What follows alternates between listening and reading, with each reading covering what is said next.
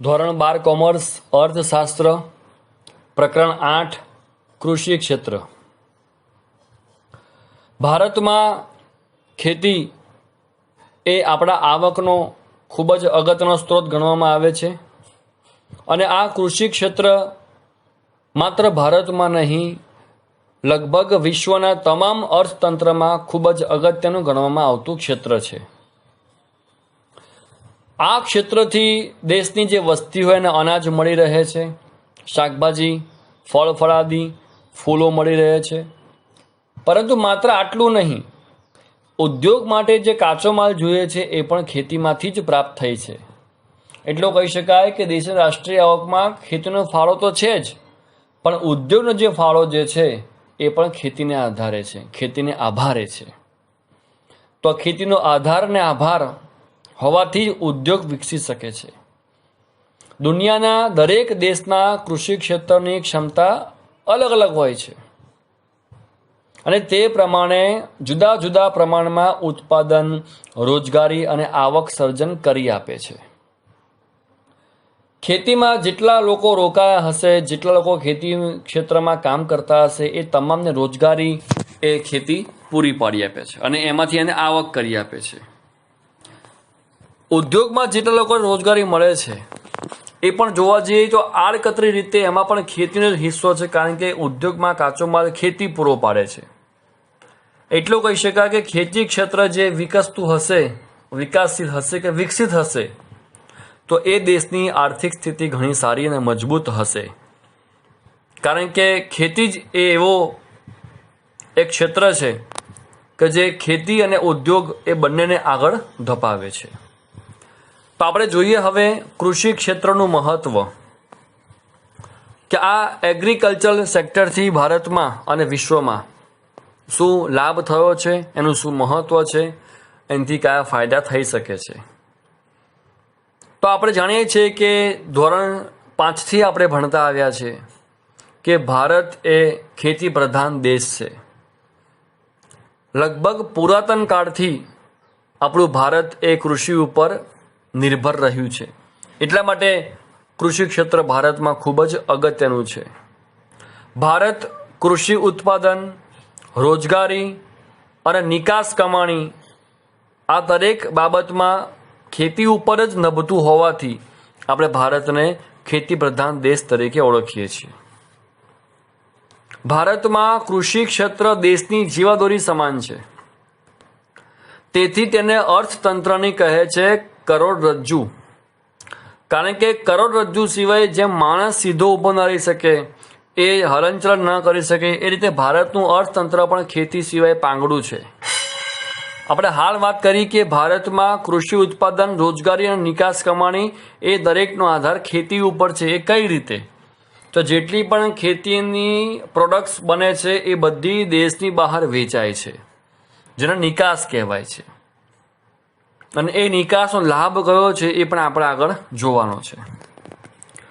એટલે એવું કહી શકાય કે ભારતીય અર્થતંત્રના તમામ ક્ષેત્રો એ ખેતી ઉપર આધારિત છે, જેનું મુખ્ય કારણ એ છે કે માની લો કોઈ કારણસર ભારતમાં કૃષિ ક્ષેત્ર તેના ખેત ઉત્પાદનમાં નિષ્ફળ જાય છે, કોઈ પણ કારણે, આપણે આગળ શીખી ગયા, ધોરણ 10માં શીખી ગયા આપણે કે ભારતમાં લગભગ ખેતી જે છે ને એ વરસાદ પર આધારિત છે, સિંચાઈની સગવડો હજુ એટલી વિકસી નથી। તો માનો કોઈ વર્ષે દુષ્કાળ પડ્યો હોય, વરસાદ ન પડ્યો હોય, એને કારણે પાક નિષ્ફળ જાય, તો અનાજ, શાકભાજી, ફળફળાદી, ફૂલો એટલું જ નહીં, પણ ઉદ્યોગમાં કાચો માલ વપરાય છે એ બધું નિષ્ફળ જાય છે। અને એવા સંજોગોમાં દેશમાં લોકોને ખેતીજન્ય ચીજવસ્તુઓ પૂરતા પ્રમાણમાં મળતી નથી, કારણ કે આપણે જોયું કે પ્રકરણ 7 વસ્તી એ હંમેશા વધતી રહે છે, અને એને પહોંચી વળવા માટે જો ખેત ઉત્પાદન નિષ્ફળ જાય, કોઈ વર્ષે ખેતીનો પાક નિષ્ફળ જાય, તો એટલા પ્રમાણમાં એટલી વસ્તીને પૂરતી વસ્તુઓ ઉપલબ્ધ રહેતી નથી। અને આપણે જાણીએ છીએ આપણા અર્થશાસ્ત્રનો નિયમ કે જ્યારે પણ માંગ કરતાં પુરવઠો ઓછો હોય છે ત્યારે હંમેશા ભાવ વધારો થાય છે, ફુગાવો થાય છે। તો વધતી વસ્તીની માંગ વધારે છે, પણ સામે ખેતની વસ્તુઓ ઓછી છે, પુરવઠો ઓછો છે, માટે એનો ભાવ વધે છે અને જેથી લોકોનું જીવન ખૂબ પ્રભાવિત થાય છે, લોકોના આર્થિક ફટકો પડે છે અને આ મોંઘવારી વસ્તી એ સહન કરી શકતી નથી. એ ઉપરાંત વાત કરીએ તો દેશની મોટા ભાગની વસ્તી 2011ની વસ્તી ગણતરી મુજબ જોવા જઈએ તો લગભગ 68.8% વસ્તી એ ગામડામાં વસ્તી રહે છે. આટલી વસ્તી એ ગ્રામ્ય વિસ્તારમાં નિવાસ કરે છે અને આપણે જાણીએ છીએ કે ગામડામાં મોટા ભાગે લોકો ખેતી ઉપર આધારિત હોય છે.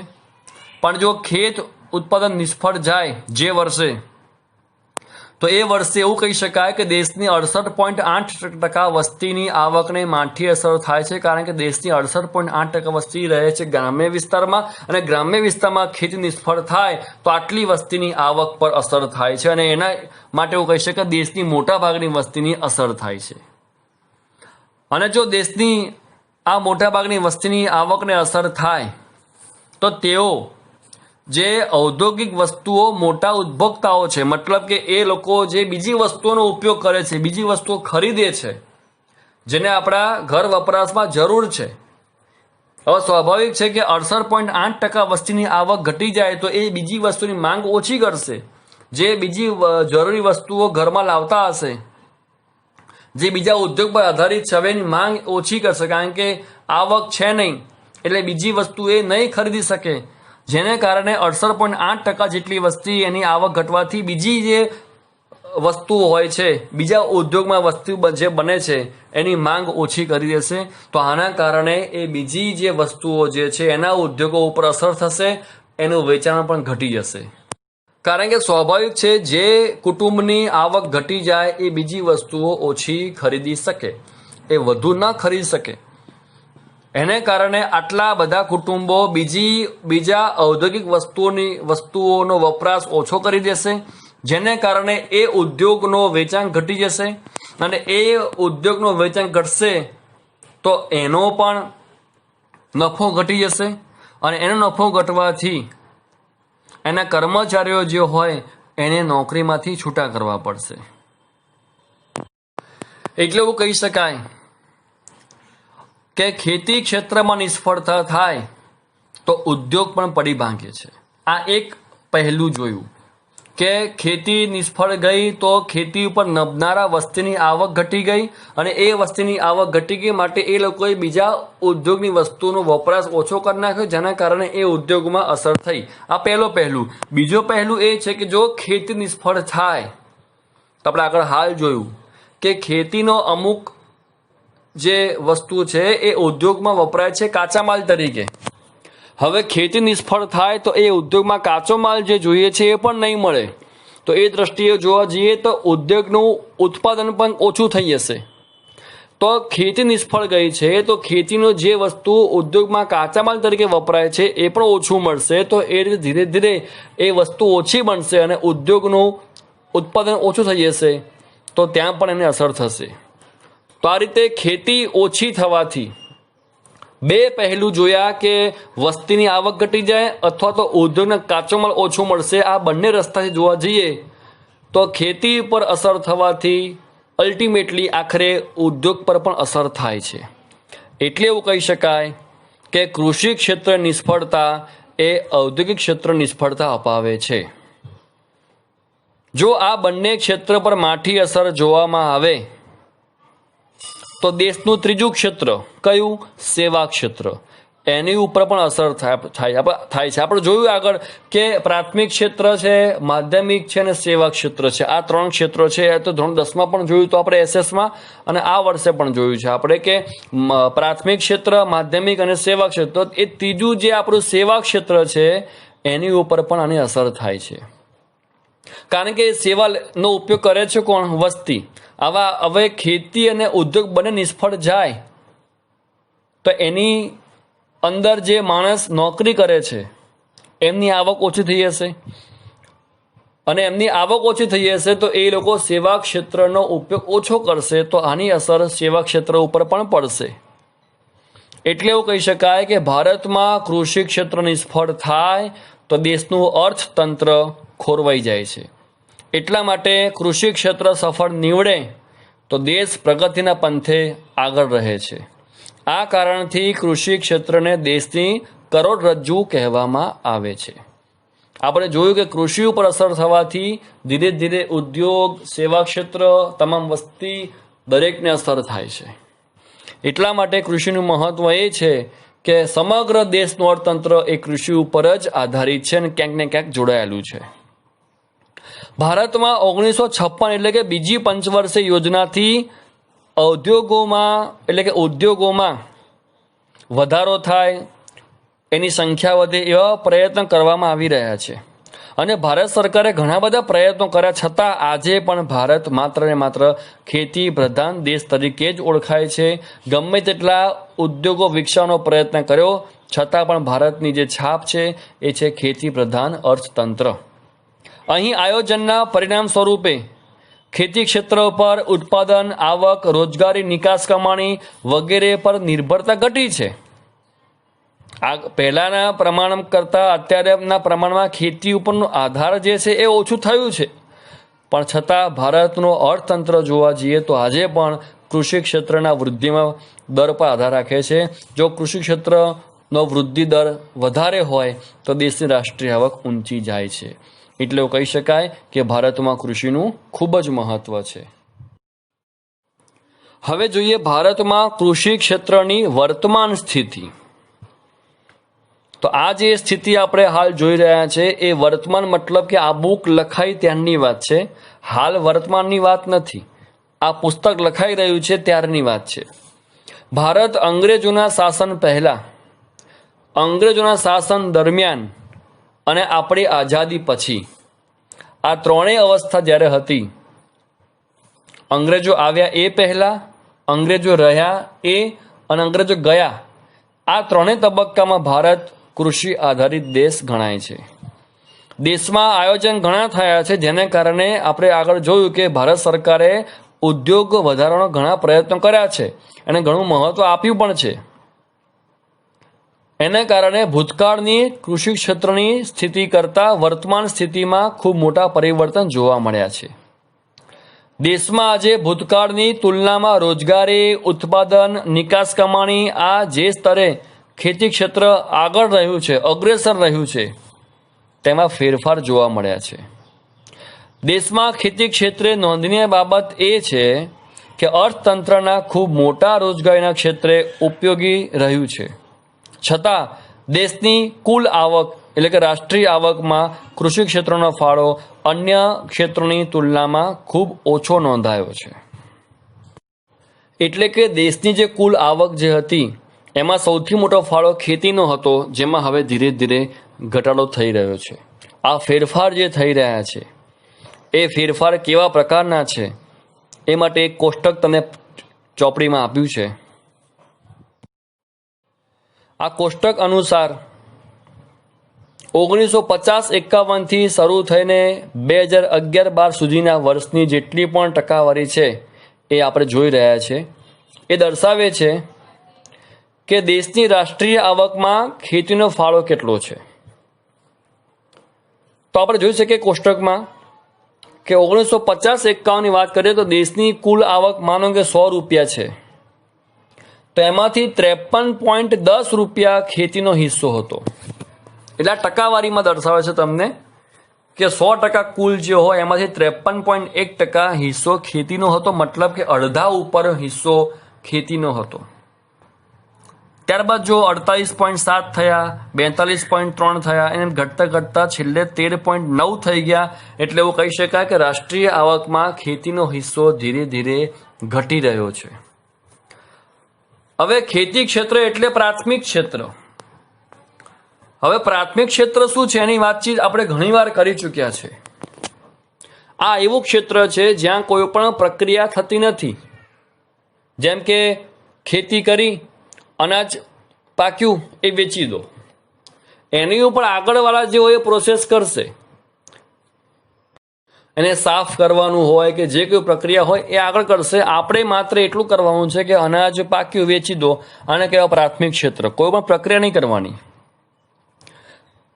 જેમ કે ઘરે ગાય ભેંસ હોય એ દૂધ આપે, એ દૂધ વેચી દો, પ્રાથમિક ક્ષેત્ર. પછી ડેરીવાળા એને પેસ્ચ્યુરાઇઝ કરે, પ્રોસેસ જે કરે એ એમનો હિસ્સો છે. પ્રાથમિક ક્ષેત્રમાં આટલું આવે છે કે કોઈ પણ પ્રક્રિયા વગર વસ્તુને આગળ પાસ કરી દો. ઘેટા બકરા હોય તો એ ઘેટામાંથી જે ઊન મળે છે વેચી દો, પ્રાથમિક ક્ષેત્ર. બકરી કે ઊંટડી જે હોય એમાં દૂધ મળે છે, વેચી દો, પ્રાથમિક ક્ષેત્ર. મરઘા બતકા ઉછેર એ ઈંડા જે આપે છે એ વેચી દો, પ્રાથમિક ક્ષેત્ર. મધમાખી ઉછેર એ જે એમાંથી જે મધ મળે એ વેચી દો, આને કહેવાય પ્રાથમિક ક્ષેત્ર. મત્સ્ય ઉછેર, દરિયામાં માછીમાર માછલી પકડે, વેચી દો, પ્રાથમિક ક્ષેત્ર. અગર એ મીઠું પકવે છે, મીઠું પાકી વેચી દો, પ્રાથમિક ક્ષેત્ર. તો આવા ઘણા ઉદાહરણ તમે જાતે પણ શોધી શકો છો. આટલા ઉદાહરણ ટેક્સ્ટ બુકમાં પણ નથી હોતા. આ જાતે આપણે શોધવા પડે આ રીતે. તો આ જેટલા પણ હું તો ઉદાહરણ બોલી ગયો છું એ દર્શાવે છે પ્રાથમિક ક્ષેત્ર. તો ખેતી ક્ષેત્રની આવકને આપણે પ્રાથમિક ક્ષેત્ર પણ કહી શકીએ છીએ. તો પ્રાથમિક ક્ષેત્રનો હિસ્સો રાષ્ટ્રીય આવકમાં ધીરે ધીરે ઘટી રહ્યો છે. 1956માં હતો 53.1%, જે હાલ 2012 સુધીની વાત કરીએ થઈ ગયો છે 13.9%. તો રાષ્ટ્રીય આવકમાં કૃષિ ક્ષેત્રનો ફાળો જે ઘટી રહ્યો છે તે મુખ્યત્વે બિન કૃષિ ક્ષેત્રમાં ઝડપી થયેલ વધારો છે. બિન કૃષિ ક્ષેત્ર મતલબ જે કૃષિ નથી, એટલે ખેતી સિવાયના જે ક્ષેત્રો જે છે એમાં વધારો થઈ રહ્યો છે. એટલે ઓટોમેટિક ખેતીમાં ઘટાડો થઈ રહ્યો છે. સ્વાભાવિક છે કે બીજા બધા ક્ષેત્રમાં જલ્દી નફો મળે છે, જલ્દી રૂપિયા મળે છે, ઓછી મહેનત પડતી હોવાથી લોકો ગામડામાંથી હવે શહેર તરફ વળી રહ્યા છે. એટલા માટે ખેતીમાં જે લોકો રોકાયેલા હતા એની સંખ્યા ધીરે ધીરે ઘટી રહી છે. અને એ સંખ્યા, એ વસ્તી રોજગારી માટે શહેર તરફ વળી છે અને શહેરીકરણ થયું કહેવાય. અને શહેરમાં ઉદ્યોગો હોય ત્યાં નોકરીમાં એ લાગી જાય છે, જેના કારણે ખેતીમાં લોકો જ ઓછા હોય છે. એટલા માટે ખેતીનો પાક પણ ઓછો થાય છે. તો આ કારણથી ધીરે ધીરે દેશમાં ખેતીનો હિસ્સો ઘટી રહ્યો છે. હવે જોઈએ રોજગારી. ભારતનું કૃષિ ક્ષેત્ર એ સૌથી વધુ રોજગારી આપતું ક્ષેત્ર છે. આપણે આગળ પણ વાત થઈ ગઈ અને હાલ પણ વાત થઈ ગઈ કે ધીરે ધીરે લોકો હવે શહેર તરફ વળી રહ્યા છે. પણ પહેલાં લોકો ગામડામાં રહેતા હતા. 68.8% વસ્તી ગામડામાં હતી. એ લોકો કહી શકાય કે મોટા ભાગના લોકો એ ખેતીમાં રોકાયા હતા. એટલે 68.8% વસ્તીને રોજગારી ખેતીએ પૂરી પાડી આપી છે. વાત કરીએ આઝાદી સમયની, તો આઝાદી સમયે ભારતના 72% લોકો ખેતી પર આધારિત હતા. જેમાં આપણે વાત કરી એમ પશુપાલન, મત્સ્યપાલન, જંગલ, મરઘા બતકા ઉછેર એ દરેક કહેવાય પ્રાથમિક ક્ષેત્ર. જંગલમાં ગયા, ઔષધિઓ જે છે લાખ, રાળ, મધ, મીણ, ગુંદર એ પ્રાપ્ત કર્યું, વેચ્યું, પ્રાથમિક ક્ષેત્ર. આપ જાતે વિચારજો, ઘણા બધા આપણને પ્રાથમિક ક્ષેત્ર હજુ મળી રહે એમ છે. આઝાદી પછી ભારતીય અર્થતંત્રમાં વિકાસ ઝડપી બનતા લોકો ખેતીમાંથી ધીરે ધીરે ઉદ્યોગ તરફ વળ્યા છે. અને એમાં પણ સેવા ક્ષેત્ર એનો વિકાસ થઈ રહ્યો છે ધીરે ધીરે. તો કૃષિ ક્ષેત્ર કરતાં ઝડપી બનતા અને આ બધા ઉદ્યોગો કૃષિ ક્ષેત્ર કરતાં ઝડપી બની ગયા છે. રોજગારી જલ્દી મળે છે એમાં. એના કારણે કૃષિ ક્ષેત્ર ઉપર રોજગાર ધીરે ધીરે ઘટી રહ્યો છે. એનો આધાર ધીરે ધીરે ઘટી રહ્યો છે. તો લોકો હવે ખેતી ઉપર ઓછો આધાર રાખે છે અને સેવા ક્ષેત્રમાં કે ઉદ્યોગમાં વધુ એ જઈ રહ્યા છે. 2001 અને 2ની વાત કરીએ તો કૃષિ ક્ષેત્રમાં 58% રોજગારી હતી અને 2014-15ની વાત કરીએ તો એ છે 49%. એટલે કહી શકાય કે ધીરે ધીરે રોજગારી આપવામાં ખેતીનો હિસ્સો પણ ઘટી રહ્યો છે અને સામે ઉદ્યોગ અને સેવા ક્ષેત્રનો હિસ્સો વધી રહ્યો છે. તો કૃષિ ઉપર આપણો દેશ, એની આવક, રોજગારી એ નિર્ભર છે. હજુ આપણે નેક્સ્ટ વિડીયોમાં જોઈશું કે આપણી નિકાસ આવક, આપણું જીવન ધોરણ એ બધું કઈ રીતે ખેતી ઉપર આધારિત છે. અને ધીરે ધીરે કઈ રીતે ખેતીમાં રોજગારી એનો ઘટાડો થયો અને ધીરે ધીરે ઉદ્યોગનો વિકાસ થયો એ બધું આપણે જોઈશું આવતા વિડીયોમાં. આવજો.